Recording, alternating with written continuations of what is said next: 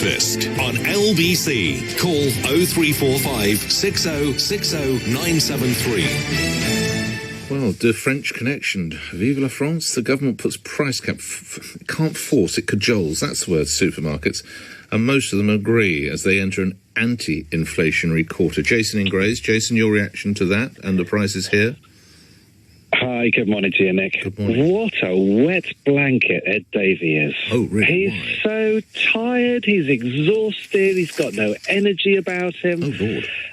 I mean, the last thing he said was this is the most incompetent government he's ever seen. Where the hell was he during Liz Truss and Kwasi Kwarteng's reign and Boris Johnson's, for goodness sake? You could also make the argument, of course, he helped bring them in initially with Nick Clegg and David Cameron. He helped usher them in. You know, I say this as a Liberal Democrat for over a decade. I mean, I kind of supported them in the coalition and holding the Tories back at that time.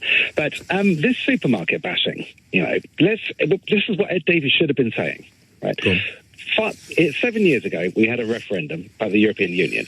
Everybody in the world, the International Monetary Fund, the World Bank said, look, if you do this, it's going to devalue your currency. Half of our food is imported from the European Union. A significant amount is imported in dollars. When we devalued our currency by 26% as a result of Brexit, it increased our food costs by that similar sort of amount. Mm-hmm. Now, the supermarkets for years have been absorbing those currency fluctuations. They've been absorbing their increases in supply costs, and you can look at that from their annual returns and their P&Ls and their balance sheets over the last few years. They've been absorbing that, and their profits have been reducing. So they've actually been saving the consumers from this cost of leaving crisis, and it's a result of leaving the European Union that our costs are increasing. Energy is traded in dollars. The same thing with our energy prices in the UK. They're much higher here than anywhere else in the world as a result of us devaluing our currency. And Ed Davey is the leader of the Liberal Democrats saying his only job is to get the Tories out. Well, he could go and work for the SNP then, couldn't he? Or the Green Party, or UKIP.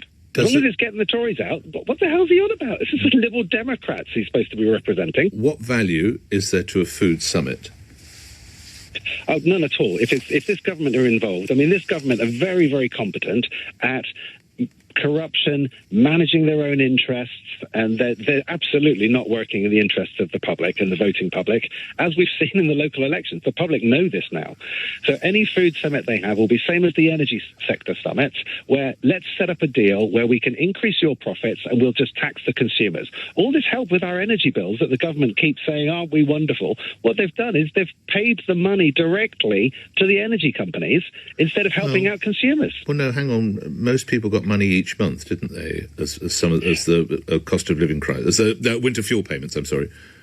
Yeah, because the government allowed the energy companies to go above the price cap that isn't a price cap for domestic consumers.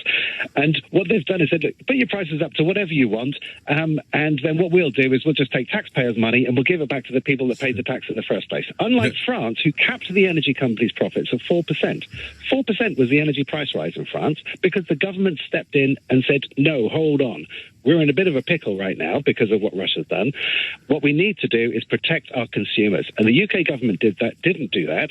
What this government did is they protected their friends in the big oil who were lobbying them and paying them a fortune behind the scenes. Lastly, noting your view of Sir Ed Davey and the Lib Dems, what do you see playing out over the next 15, 18 months as we approach a general election?